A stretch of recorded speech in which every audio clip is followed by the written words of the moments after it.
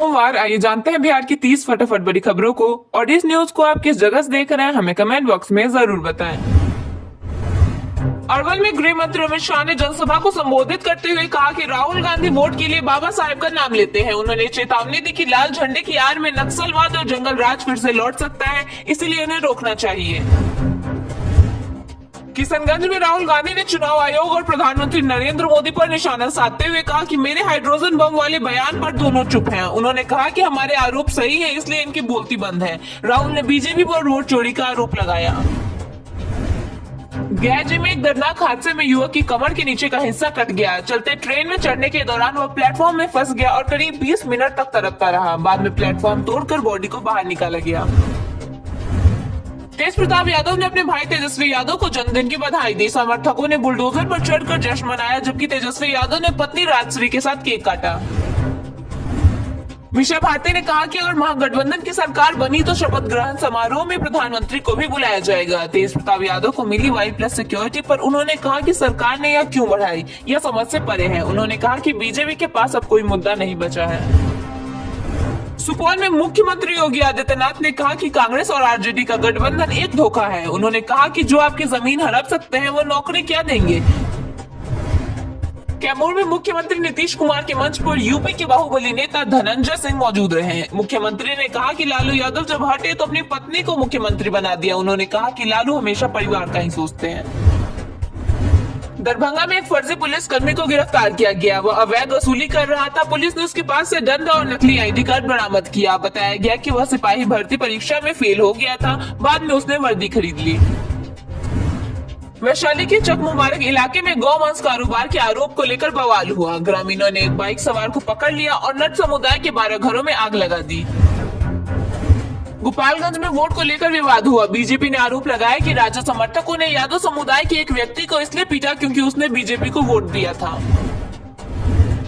सहरसा में आरजेडी नेता सुरेंद्र यादव के बेटे की लाश बरामद हुई। वह रात में परिवार के साथ सोया था और सुबह मृत पाया गया। बताया गया कि 1 महीने पहले उसकी अपने पिता से मारपीट हुई थी। मोतिहारी में पवन सिंह की सभा के दौरान भीड़ बेकाबू हो गई। लोग मंच पर चढ़ गए, जिससे शेड टूट गया और हालात काबू में करने के लिए पुलिस को लाठीचार्ज करना पड़ा। बिहार में सुबह और शाम में हल्की ठंड महसूस होगी। फिलहाल दिन के समय में अगले 1 हफ्ते तक मौसम सामान्य बना रहेगा। हल्की धूप खिली रहेगी। डाक विभाग ने उपभोक्ताओं की सुविधा के लिए क्लिक एंड बुक नामक नई डिजिटल सेवा शुरू की है, जिससे अब पार्सल या डाक आर्टिकल बुक करने के लिए पोस्ट ऑफिस जाने की जरूरत नहीं होगी। ग्राहक सेल्फ सर्विस पोर्टल पर लॉगिन या गेस्ट लॉगिन कर OTP वेरिफिकेशन के बाद पिकअप एड्रेस भरकर ऑनलाइन भुगतान से बुकिंग पूरी कर सकते हैं। बुकिंग के बाद डाक कर्मी घर से आर्टिकल कलेक्ट कर मोबाइल ऐप DSS में अपडेट करते हैं। विभाग ने सभी बुकिंग और पिकअप की निगरानी के लिए रियल टाइम मॉनिटरिंग डैशबोर्ड भी बनाया है, जिससे पूरी प्रक्रिया पारदर्शी और कुशल हो गई है। पटना मेट्रो को शुरू हुए 1 महीने से ज्यादा हो चुका है। शुरुआती हफ्तों में राजधानी और आसपास के जिलों से लोग मेट्रो की सवारी करने पहुंच रहे थे। स्टेशन पर फोटो सेशन, टिकट की लाइनें और बच्चों की खिलखिलाहट सब कुछ नयापन का हिस्सा था। लेकिन अब हालात बदल रहे हैं। मेट्रो के सीमित रूट और 3 स्टेशनों के दायरे में फंसा यह प्रोजेक्ट फिलहाल यात्रियों के लिए आकर्षण से ज्यादा प्रयोग बनकर रह गया है। राजधानी का बास घाट आधुनिक शमशान घाट के रूप में आकार ले रहा है। यहाँ पंजाब के कलाकार 20 फुट ऊंची आदिशक्ति की प्रतिमा तैयार कर रहे हैं। इसे 2 तालाबों के बीच स्थापित की जाएगी, जो मरीन ड्राइव से भी दिखाई देगी। वहीं मोक्ष द्वार और बैकुंठ द्वार के साथ यहाँ अंतिम संस्कार और शांति का केंद्र बनेगा। हिमालय की ऊंची चोटियों पर गिरती बर्फ अब बिहार में ठंडी हवा बनकर उतर आई है। पछुआ हवाओं की दस्तक ने सूबे के मौसम का मिजाज पूरी तरह बदल दिया है। सुबह की धुंध, दोपहर की हल्की धूप और शाम की कपकपाती ठंड ने साफ इशारा दे दिया है कि इस बार दिसंबर का मौसम नवंबर में ही आ गया है। पूर्व रेलवे ने यात्रियों की अतिरिक्त भीड़ को देखते हुए हावड़ा, रक्सौल, सियालदह, जयनगर और आसनसोल गया के बीच 3 अनारक्षित स्पेशल ट्रेनें चलाने का निर्णय लिया है। ये ट्रेनें 10 और 11 नवंबर को अपने अपने स्टेशनों से प्रस्थान करेंगी और दुर्गापुर, आसनसोल, चितरंजन, मधुपुर और GCD जैसे महत्वपूर्ण स्टेशनों पर रुकेंगी। यात्रियों की सुविधा के लिए यह कदम उठाया गया है। हरिहर क्षेत्र स्थित विश्व प्रसिद्ध सोनपुर मेला आज से शुरू हो रहा है। इसे एशिया का सबसे बड़ा पशु मेला कहा जाता है। इस मेले का उद्घाटन 3 नवंबर को ही होना था, लेकिन बिहार विधानसभा चुनाव की वजह से इसकी तारीख बढ़ गई थी। इस वर्ष यह मेला 10 दिसंबर तक चलेगा। पटना को प्लास्टिक फ्री बनाने के लिए पटना नगर निगम ने एक विशेष पहल की है। शहर में पहली बार रिजर्व वेंडिंग मशीन लगाई गई है। इस मशीन में लोग एक तरफ बेकार प्लास्टिक की बोतल डालेंगे और दूसरी तरफ से उन्हें आकर्षक गिफ्ट मिलेगा। अभी फिलहाल 5 मशीनों को पटना के विभिन्न स्थानों में लगाया गया है। 2 मशीनें जेपी गंगा पथ, 1 मशीन मौर्य लोक कम्प्लेक्शन और 2 मशीन मीनार घाट पर लगाई गई है। राहुल गांधी ने रविवार को किशनगंज में महागठबंधन के कैंडिडेट्स के समर्थन में सभा की। इस दौरान उन्होंने मोदी और चुनाव आयोग पर जमकर निशाना साधा। राहुल ने कहा, ये लोग हरियाणा, महाराष्ट्र और मध्य प्रदेश में वोट चोरी करके सरकार बना चुके हैं। बिहार में भी ये यही करने वाले हैं। कुछ दिन पहले मैंने प्रेस कॉन्फ्रेंस किया, आपने देखा हरियाणा वाला हाइड्रोजन बम देखा आपने फटते हुए धड़ाम से। मैंने नरेंद्र मोदी पे साफ सीधा आरोप लगाया, अमित शाह पे आरोप लगाया। ये जो चीफ इलेक्शन कमिश्नर है ज्ञानेश, इस पर आरोप लगाया। क्या आरोप लगाया?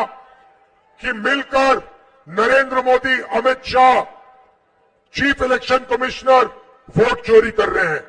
उन्होंने कहा, आपने हरियाणा वाला हाइड्रोजन बम देखा है या नहीं? मैंने इन लोगों की बोलती बंद कर दी है। मैंने आरोप लगाया कि मोदी और चीफ इलेक्शन कमिश्नर वोट चोरी कर रहे हैं। मोदी जी ने एक बार भी नहीं कहा कि राहुल गांधी झूठ बोल रहे हैं। मैं वोट चोरी नहीं कर रहा हूं। ज्ञानेश कुमार ने बोला, ये बोल भी नहीं सकते हैं क्योंकि हमने जो आरोप लगाया है वो बिल्कुल सही है। बीजेपी के नेता 2-2 राज्यों में वोट चोरी कर रहे हैं। मोदी और अमित शाह चुनाव नहीं जीतते हैं, वोट चोरी करके वे चुनाव जीते हैं।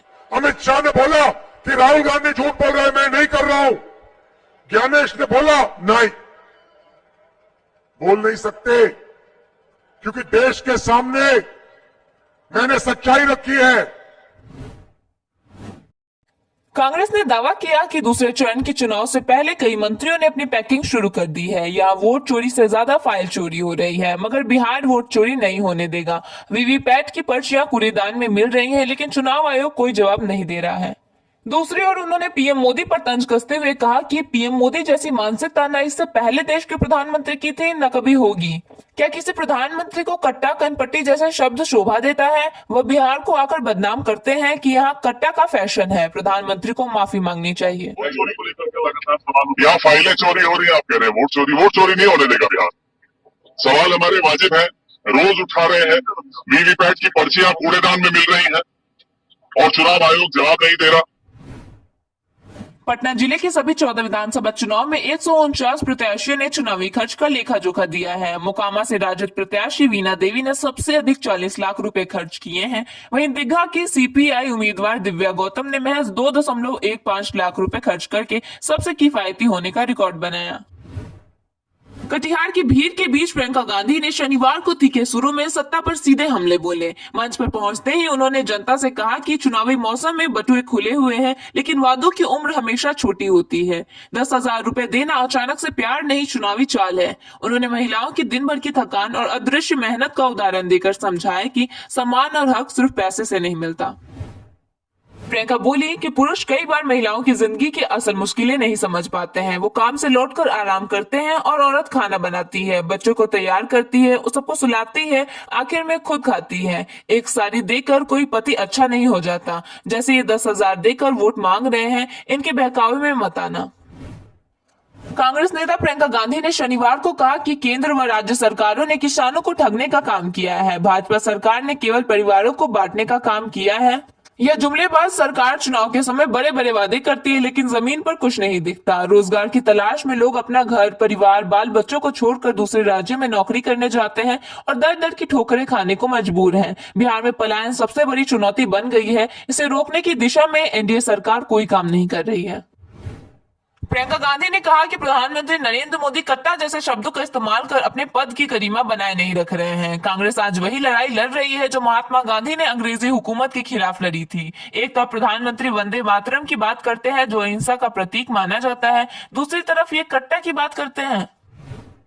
उन्होंने कहा कि आज देश की सारी सरकारी संस्थानों का निजीकरण कर उसे सरकार अपने पूंजीपति मित्रों के हवाले कर रही है। राज्य में स्कूल कॉलेज की अच्छी व्यवस्था नहीं है। बच्चे पढ़ाई लिखाई के लिए दूसरे राज्य जाते हैं और पैसे खर्च कर तैयारी करते हैं।